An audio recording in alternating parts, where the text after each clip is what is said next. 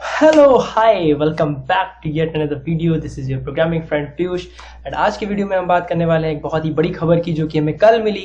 और कल जैसे कि प्रेस कॉन्फ्रेंस में एजुकेशन डिपार्टमेंट के प्रेस कॉन्फ्रेंस में हमारी न्यू एजुकेशन पॉलिसी आई है। और ये एजुकेशन पॉलिसी 34 इयर्स के बाद में चेंज हुई है एजुकेशन के करिकुलम में स्कूल्स और हायर एजुकेशन के लिए। ठीक, तो आज के वीडियो में हम उन्हीं उसी पॉलिसीज के से जो मेन टॉपिक्स हैं, जो मेन चेंजेस हुए हैं, जो कि हर एक स्कूल टीचर, हर एक स्कूल गोइंग स्टूडेंट्स को पता होना चाहिए, जो कि मोस्ट प्रोबेबली नेक्स्ट ईयर से नेक्स्ट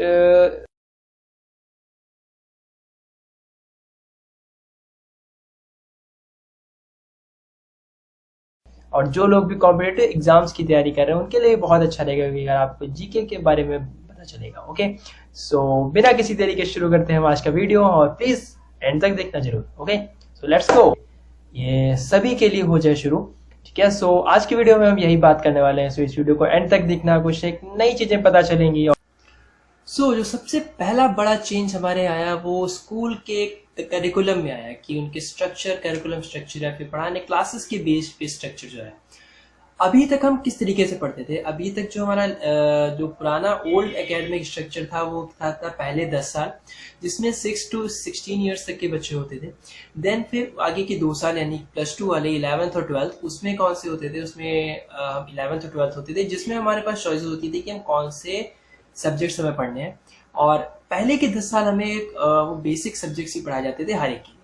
ठीक है, बट जो अभी का जो नया अपडेटेड जो स्ट्रक्चर आया है उसके अकॉर्डिंग 5+3+3+4 4 साल आपको देने पड़ेंगे। मतलब 4 स्टेजेस में उसको डिवाइड किया गया है, जिसमें बच्चों की किस तरीके से वो पढ़ाया जाए, किस तरीके से उनके क्लास का स्ट्रक्चर हो, किस तरीके एजुकेशन स्ट्रक्चर हो, वो बताया गया है। सो जो इसमें सबसे पहली जो स्टेज आती है that one is the foundational stage. ये फाउंडेशनल स्टेज में आपको 5 साल कंप्लीट करने होंगे।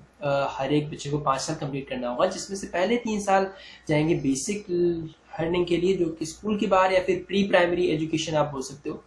देन आफ्टर दैट जो आखिरी के 2 साल होंगे उसमें क्लास फर्स्ट और सेकेंड को इंक्लूड किया गया है। फाउंडेशनल स्टेज में बेसिक जो चीज को ध्यान रखा जाएगा वो प्लेइंग और एक्टिविटी बेस्ड लर्निंग जो हमारी होगी स्कूल की, उसको देखा जाएगा। Next one is the 3 years, जो सबसे पहले 3 साल हमारे आएंगे उनको हम बोलेंगे प्रेपरेटरी स्टेजेस। ये preparatory stage class 3rd to 5th तक की होगी, और इसमें एज ग्रुप जो बच्चों का होगा वो 8th to 11th होगा। इन एज ग्रुप के बच्चों को स्पेसिफिक लर्निंग दी जाएगी और इनको क्लासरूम बेस्ड आपको पढ़ाई करानी पड़ेगी। ठीक है, क्लासरूम बेस्ड पढ़ाई की होगी। Next one is the middle stage, जो आगे के हमारे 3 साल बचते हैं, यानी कि 6 to 8th, 6th 7th 8th। ये 6th 7th 8th क्लास में क्या होगा? एक्सपेरिमेंटल लर्निंग पढ़ाई जाएगी, just like science, mathematics, SST, humanities वगैरह, ये वाले सब्जेक्ट्स इसमें आएंगे। और इसमें जो एज ग्रुप होगा वो 11 to 14 ईयर्स के बीच का होगा। आखिरी के जो 4 साल हमारे बचेंगे that one is the secondary stage. उस सेकेंडरी स्टेज में को 2 पार्ट में डिवाइड किया गया। पहला जो 9th to 10th क्लास के बच्चों का, and the second one is 11th to 12th class तक के बच्चों का। अब इनको भी एक अलग तरीके से पढ़ाया जाएगा। इसमें मेन थिंग फोकस होगा क्रिटिकल थिंकिंग पे, और जैसा कि इनकी साइट्स पे लिखा हुआ है कि फ्लेक्सिबिलिटी और फिर critical thinking of the students, इन 2 चीजों पे पूरा का पूरा ध्यान दिया जाएगा। और इसमें बच्चों के पास एक अपने आगे की स्ट्रीम चूज करने के बेस पे आप इसमें पढ़ाई कर सकते हो। जैसे लाइक आपको मैथ्स चाहिए, वो आप मैथ्स लो। अगर आप मैथ्स आगे कंटिन्यू रखना चाहते हो तो मैथ्स के भी 2 सब्जेक्ट्स आपको मिलेंगे क्लास 9th और 10th के बारे में। ठीक है, सो ये हमारा एक सिंपल सा एक बोल सकते हो कि ये था। ठीक है, so now the next thing, जो हमारी अगली चीज है वो आता है हमारा ई कंटेंट इन रीजनल लैंग्वेजेस। अगर मैं आपको सीधी सीधी बात बताऊं कि इस पूरे एजुकेशन पॉलिसी में मेन फोकस जो रखा गया है, जो सबसे बड़ा फोकस रखा गया है वो ई लर्निंग को रखा गया है। और जैसा कि इस टाइम कोविड-19 की वजह से डिजिटल क्लासरूम्स बहुत ज्यादा बढ़ रहे हैं, सो इस चीज को देखते हुए भी आगे इन्होंने ई लर्निंग को मेन फोकस दे रखा है।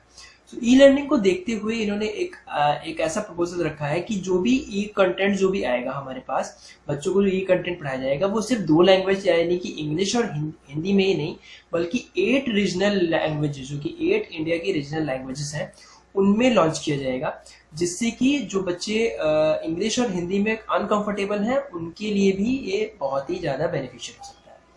ठीक है, अब अगर हम बात करें अगली चीज की, तो जो सबसे बड़ी चीज आई है फॉर एवरी प्रोग्रामर, जो भी मेरे प्रोग्रामर फ्रेंड है, अभी तक जिन्होंने स्कूल में 11th और 12th में C++ या C को पढ़ा था, नाउ इस एजुकेशन पॉलिसी में क्लास 6 से, मतलब कि 6 क्लास आप बोल सकते हो कि जो हमने अभी देखा कि सेकेंडरी स्टेज से कोडिंग पे फोकस दिया जाएगा। अब कोडिंग पे फोकस देने का इनका मेन मोटो ये है कि जो कोडिंग स्किल्स, किसी भी चीज की मतलब किसी भी के कोडिंग स्किल्स उसकी मैथमेटिकल पावर और उसकी थिंकिंग एबिलिटीज को बढ़ाती है। अब अगर आपकी थिंकिंग एबिलिटी अच्छी है तो फिर आप कोडर बन सकते हो अच्छे, और कोडिंग अगर आप कर रहे हो तो आपकी थिंकिंग और मैथमेटिक्स ये आपका बहुत अच्छा हो जाता है। सो इस चीज को देखते हुए इन्होंने क्लास 6 से ही इस चीज को इंट्रोड्यूस करा दिया कि बच्चों को कोडिंग करनी चाहिए, और इससे उनकी मेंटल एबिलिटी बहुत अच्छी होगी। अगली बात को अगर ध्यान दें तो इसमें मेन फोकस दिया गया एग्जाम से रिलेटेड। जैसा कि हम अभी तक देखते थे कि मतलब 10th और 12th की जब भी बोर्ड एग्जाम्स हमारे होते थे तो बच्चे बहुत ज़्यादा स्ट्रेस ले लेते थे, स्ट्रेस हो जाता था उन्हें, और इस वजह से बहुत लोगों के रिजल्ट्स पे बहुत बड़ा इम्पैक्ट आता था।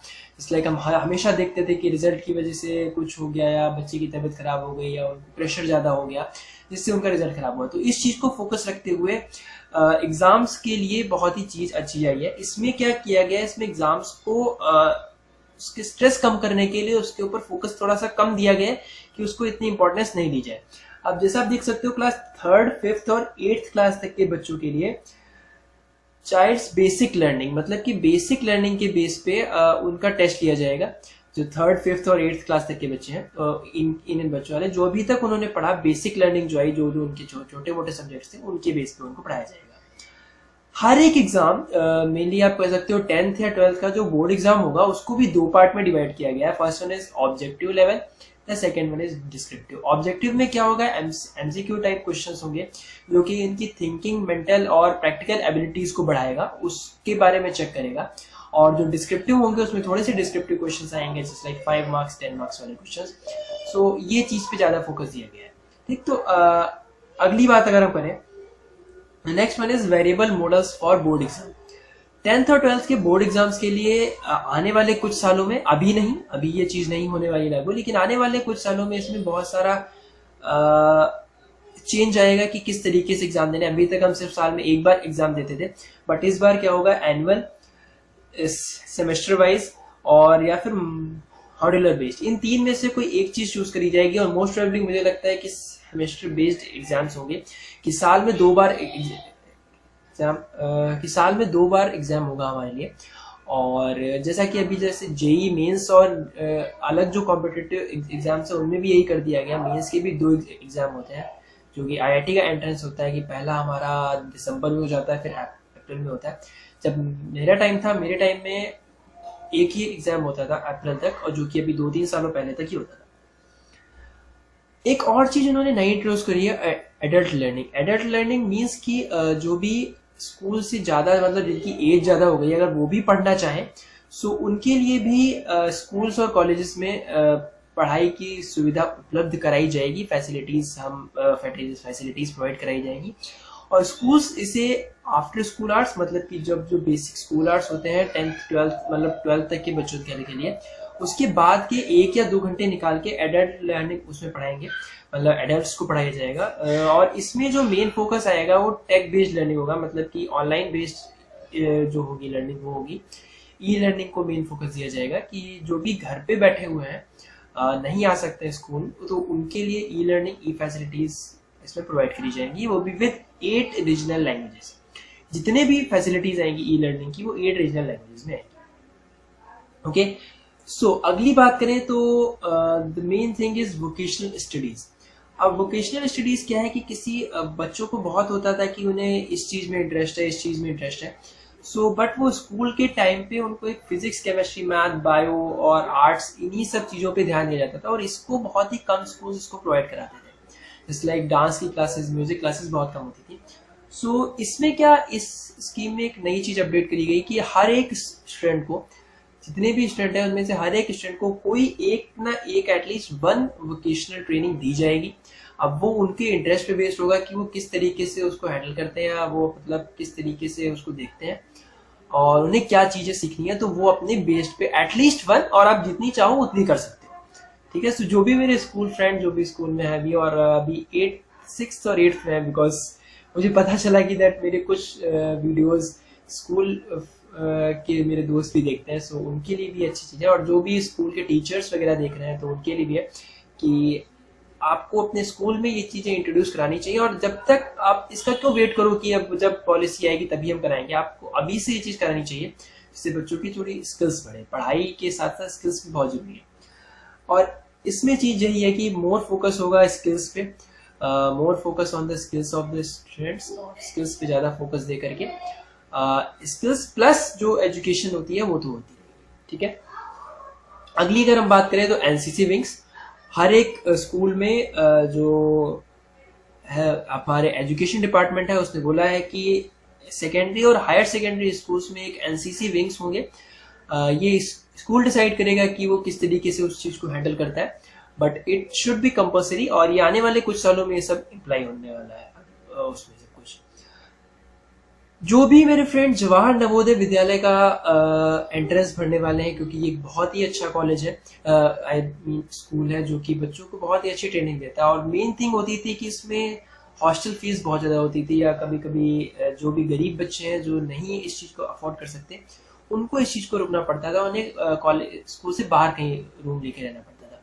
बट इस स्कीम में ये चीज़ नहीं आई है कि जवाहर नवोदय विद्यालय के बच्चों के लिए फ्री बोर्डिंग होगी, मतलब कि कोई भी हॉस्टल चार्जेस नहीं होंगे। जो भी बच्चे एंट्री करेंगे, जो भी अपने उसका एग्जाम क्रैक करेंगे, उनको फ्री बोर्डिंग उसमें रहने को मिलेगा, फ्री बोर्डिंग स्कूल्स में। That one is a good thing for जो भी इस चीज़ को अफोर्ड नहीं कर सकते, उनके लिए बहुत अच्छा है। Next thing is for the teachers, जो कि अगर टीचर कोई देख रहा है तो आपके लिए है कि अब स्कूल्स में, किसी भी प्राइवेट स्कूल या फिर गवर्नमेंट स्कूल भी तो था ही, लेकिन प्राइवेट स्कूल में 4 years की बीएड डिग्री आपके पास होनी चाहिए, otherwise you are not allowed to teach in any school. और अगर आप ऐसा करते हो, इट इज़ क्लियरली रिटन कि अगर आप ऐसा करते हो तो आपके खिलाफ स्ट्रिक्ट एक्शन होगा। और अगर आपके एजुकेशन डिपार्टमेंट, एजुकेशन मिनिस्टर बहुत ही ज़्यादा स्ट्रिक्ट हुए तो फिर आपको रेस्टिगेट भी किया जा सकता है, आपके ऊपर और भी ज़्यादा स्ट्रिक्ट एक्शन लिया जा सकता है। It was a very difficult. और जिनकी बी एड डिग्री नहीं है, बिकॉज हमें पता है कि स्कूल्स, प्राइवेट स्कूल्स में जो भी 12th पास करके भी कुछ बच्चे वहाँ पे चले जाते हैं जिनकी अच्छी, और वहाँ पे वो पढ़ाने लगते हैं। अब एक एजुकेशन को ज़्यादा फोकस देने के लिए, एक अच्छी हाई क्वालिटी एजुकेशन देने के लिए एजुकेशन डिपार्टमेंट ने ये किया है कि आपको एटलीस्ट 4 years की डिग्री होनी चाहिए। बट मेन थिंग कि ये अभी इम्प्लीमेंट नहीं होगा, जो भी स्कूल टीचर्स हैं उनको अभी डरने की जरूरत नहीं। इट इज़ रिटन कि ये 2030 के बाद से इसको अप्लाई किया जाएगा। 2030 तक आपके पास चांस है, आप अपनी बीएड डिग्री कंप्लीट करो, एग्जाम दो और बीएड डिग्री कंप्लीट करो, अगर आपको आगे फर्दर कंटिन्यू रखना है स्कूल पढ़ाने में। ठीक है। It's relieve for the next 10 years, और 10 years में 4 साल की बीएड डिग्री कंप्लीट करो और खत्म करो। ठीक है। Next thing is the bagless days. हमने हमेशा देखा है कि स्कूल टाइम में एक बहुत ही अपने से भारी वजन के बैग बच्चे लेकर के पहुंचते हैं, रिक्शे में, साइकिल पे स्कूल में जाते हैं, उनका डबल बैग होता है उनसे ज़्यादा। इस चीज़ को कम करने के लिए, स्किल्स को बढ़ाने के लिए ई लर्निंग का ज़्यादा फैसिलिटी दी गई, और उनके करिकुलम में कुछ दिन रखे जाएंगे जिसमें मेन फोकस होगा स्किल्स पे। और उन दिनों में आई थिंक 10 to 15 डेज के पीरियड में किसी भी बच्चे को कोई भी बैग लेने की जरूरत नहीं, उसमें सिर्फ उनकी skills just like dancing, acting, singing, इन सब पे फोकस दिया जाएगा। और जो 6+ क्लास के बच्चे होंगे उनको internship opportunity, means internship in the sense कि उनको फैक्ट्रीज में जा करके या फिर मीन्स इंडस्ट्रियल ट्रेनिंग भी उनको दी जाएगी कि आप मतलब ये चीज़ें होती हैं, उनको ये सब के बारे में बताया जाएगा कि इंडस्ट्रीज किस तरीके से चलती हैं। ठीक है, तो ये बहुत ही बड़ा इनिशिएटिव है एक तरीके से अगर देखा जाए तो। ठीक है, next and the most important thing जिसको मैंने एंड में रखा है, और ये एंड में इसलिए है क्योंकि अभी तक बहुत सारी कंफ्यूजन आती थी कि जो भी हम लोग के टाइम भी यही आता था कि हमें ये चीज़ नहीं पढ़नी तो हमें क्यों पढ़ना है, कि हमें आगे इस चीज़ में नहीं जाना, जैसे लाइक हमें कुछ नहीं पढ़ना, कोई एक सब्जेक्ट हमारा नहीं इंटरेस्ट है उसमें, बट फिर भी हमें उसको पढ़ना पड़ रहा है। सेकेंड थिंग कि हमें ये चीज़ अच्छी लगती है, जैसे लाइक हमें डांसिंग अच्छी लगती है तो डांसिंग का सब्जेक्ट होना चाहिए। हमारे पास आर्ट्स के हम स्टूडेंट्स हैं, हमें फिजिक्स अच्छी लगती है तो हम वो पढ़ना चाहते हैं, बट हम नहीं कर सकते बिकॉज एक स्पेसिफिक बना दिया गया था। बट इस टाइम पे क्या है, फिजिकल एजुकेशन, आर्ट क्राफ्ट, आप किसी भी स्ट्रीम में हो, उनको सबको कंबाइन किया गया और बोला कि आपके पास पूरा का पूरा चॉइस है। आप अपने एकेडमिक सब्जेक्ट्स के अलावा अगर आप जो भी सब्जेक्ट्स पढ़ना चाहते हो, यू हैव अ चॉइस कि आप जाओ और उसको ऑप्ट करो और आपको स्कूल में पढ़ाएगा। और नहीं पढ़ाता है तो ई लर्निंग तो है ही, आप ई लर्निंग से आप ऑनलाइन वीडियोस देख सकते हो जो भी स्पेसिफिक टीचर उसके लिए होंगे किसी और स्कूल में, अगर आपके स्कूल में टीचर्स नहीं है तो। ठीक है, तो I think this one is a great initiative from the government और फ्रॉम द एजुकेशन डिपार्टमेंट, और आप इसके साथ में साइंस, आर्ट्स, ह्यूमैनिटीज एक साथ ले सकते हो और ये सब। नेक्स्ट वन इज हमारे पास प्रैक्टिकल नॉलेज पे ज्यादा फोकस दिया जा रहा है। अब प्रैक्टिकल नॉलेज पे फोकस देने का मतलब है कि आपको थ्योरी कम और प्रैक्टिकली ज्यादा बताया जाएगा। जैसे कंप्यूटर्स पे हम सीखते थे, अगर हमारा आपके पास कंप्यूटर 11th या 12th में होगा तो सिर्फ बुक में बताया जाता था, और जिसने भी मेरे टाइम पे 11th में मैंने पढ़ी थी Python language I guess. So Python में क्या होता था कि आप इतना रट लो, ये कोड है रट लो और इसको आपको एग्जाम से दे देना है बस। अब ऐसा नहीं होने वाला। अब मेन फोकस क्या होगा, प्रॉब्लम सॉल्विंग स्किल्स पे। जो एग्जाम्स होंगे, एग्जाम से प्रॉब्लम सॉल्विंग एबिलिटी पे डिपेंड करेंगे, और इन सब चीजों पे फोकस देते हुए आगे की एजुकेशन जाएगी। तो ये थे कुछ हमारे मेन कुछ पॉइंट्स जो कि मैंने आपके सामने रखे। और अकॉर्डिंग टू मी, अगर मैं अपना पॉइंट ऑफ व्यू बताऊं तो ये बहुत ही अच्छी चीज गवर्नमेंट ने करी है, एजुकेशन डिपार्टमेंट ने करी है कि एक इतनी पुरानी जो हमारी एक पीढ़ी चली आ रही थी 34 इयर्स की कि भाई ये एजुकेशन है, सो वो चेंज करके अब इन्होंने नया लेकर के आए हैं। सो ये बहुत ही अच्छी बात है, और इससे प्रैक्टिकल नॉलेज बहुत अच्छे बच्चों को मिलेगी और आगे हायर एजुकेशन के लिए बहुत चीजें आएंगी। अब इसके अलावा भी बहुत सारी चीजें हैं हायर एजुकेशन में, इन्होंने बहुत चीजें करी हैं। 1.6% पहले जीडीपी हुआ करती थी एजुकेशन के लिए, बट अब 6% आएगी इसमें। सो और भी बहुत सारी चीजें हैं जिसके लिए मैंने लिंक दे रखा है डिस्क्रिप्शन में, आप वहां पे जाकर के पढ़ सकते हो। बिकॉज सारी चीजें इंक्लूड करना is not so good thing. मैंने मेन पॉइंट्स कवर कर दी जो कि टीचर्स और स्टूडेंट्स के लिए हेल्पफुल रहेगा। सो ये वीडियो बेसिकली टीचर्स, स्कूल के टीचर्स या जिनके पेरेंट्स, बच्चों के पेरेंट्स और बच्चों के लिए मेनली मैंने बनाई। सो अगर आपको वीडियो पसंद आई हो सो प्लीज इस वीडियो को लाइक करो और ज्यादा से ज्यादा लोगों को शेयर करो जिसको जरूरत है कि हाँ, आपको अगर नहीं पता है एजुकेशन पॉलिसी में क्या चेंजेस आए।